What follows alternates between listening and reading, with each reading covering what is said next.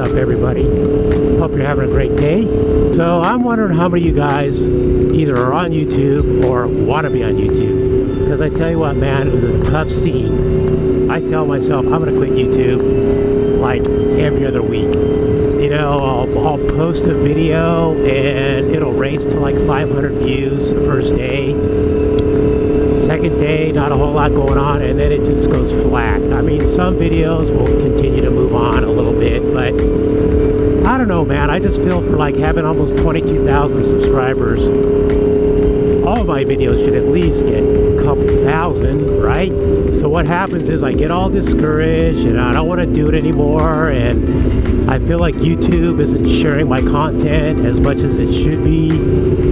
But you know what? Everybody is kind of hurting right now. I know, like, well, Terrific. He started making videos on Wednesdays to make more money. You know, he started a Patreon account. 5 months ago, the guy was, you know, no problem hitting 80,000, 100,000 plus in the views. And if you look at his latest videos, they're hovering around 30,000, 50, 60,000. So YouTube's making it really tough on creators these days. And everybody's feeling the pinch. I got in probably at the worst time. If I had started vlogging maybe 3 or 4 years ago, you know, it was a lot easier back then, is what I'm hearing.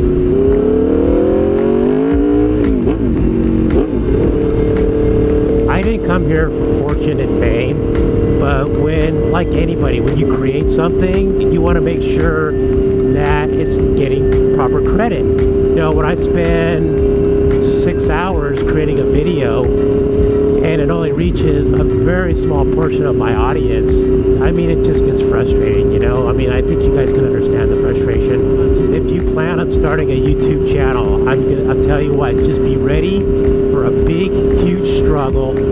I mean, the motovloggers that are doing really good right now, that are fairly new, like The Kleb and Gaerne Boots, a big advantage they have is their content isn't really about motorcycles, it's more about like lifestyle. So I bet you a bigger portion of their audience, it doesn't even ride bikes. So my content is more about bikes.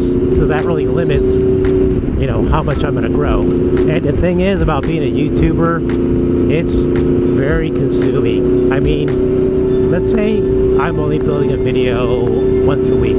During the week, I've always got YouTube on my mind. I'm thinking of new ideas. What else could I do to grow? What am I doing right? What am I doing wrong? It's like a full-time job in your brain. And you know what else? It kind of takes away from the pleasure of owning a motorcycle. Oh, damn, I forgot I need gas. I thought about this. Look at this guy. What is he doing? Look at that. Boy, that's not a guy. That's a girl. What? Look at her. She's mad at that cone. That's hilarious. Okay, so here's an example. I don't want to sound like I'm being a dud, but about a month ago, I was heading out to do a video. It was a Saturday, and I had, you know, I wanted to ride out to this canyon and shoot one of my eargasm videos. And I had worked all week, and I was like, I really don't want to go do work today. I mean, YouTube, on one hand, it's fun, but on the other hand, it is work. You know, it takes you away from home and all that stuff. And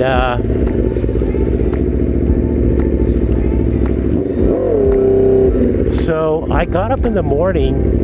I was like I said, I don't want to do this today. I just want to hang out at home.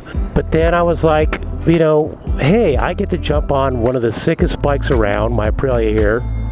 You know, I'm all leathered up and I get to go ride a canyon. Why do I feel bad about this? I should be feeling happy, like, sweet, man, I'm going riding. But the fact that I was shooting a video, you're more focused on the content of the video than you are about the ride. So it just takes away that pleasure aspect, you know what I mean? I saw another YouTuber recently and they were like, when was the last time I got on my bike and just went out and enjoyed the bike? You know, when you become a YouTuber, it's all about the video. It's not about the bike anymore. It's about the video and the audience.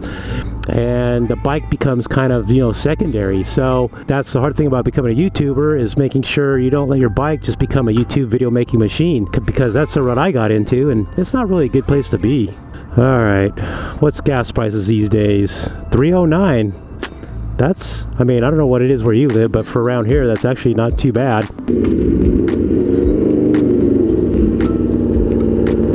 Yeah, so what happens with me is I'll create a video, I'll think, wow, this is a pretty sweet video, I'll post it, and the view counts just don't come rolling in. And so what I do is I get all discouraged. Can I turn left at that light? Right turn only. I don't know. Guess I'll go this way. And then I'll be like, you know what? I quit. I'm quitting YouTube. I'm tired of this BS. I'm done. And then, you know, a day or two goes by and I get over it and I'm like, I'm just going to keep on pushing. And literally I just went through this recently. I just posted a video and here we are, maybe 3 days later, making another video for you guys. And don't get me wrong, I enjoy the process. I love doing it.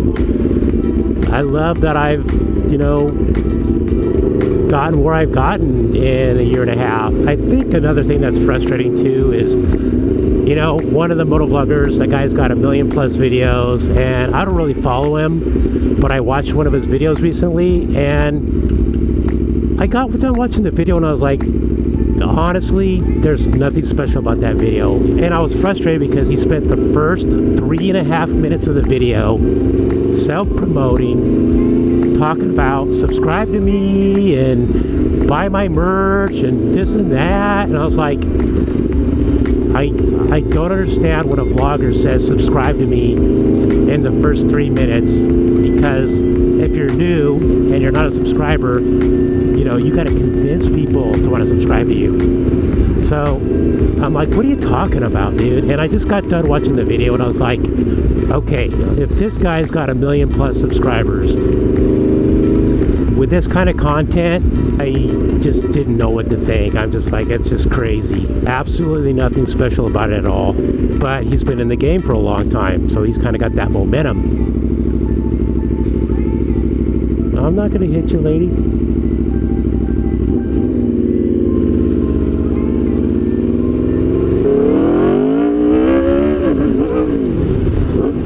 Oh, that was ugly. So I'm not going anywhere right now, but I just wanted to vent my frustration. I've been holding this in for a long time. I've been dealing with it for a long time. I didn't want to be another Debbie Downer and another YouTuber complaining about YouTube, because everybody's complaining about it right now. Even the huge guys like Casey Neistat. You know, I mean, he's 6 million plus or whatever. He's struggling on YouTube. So it's ridiculous. I've had to deal with some of that demonetization stuff. A few videos that I posted have gotten demonetized before, you know, right when they launch. So I get a manual review and they always approve it. But I just lost out on the first days of revenue, and, you know, that's the biggest day, especially for me.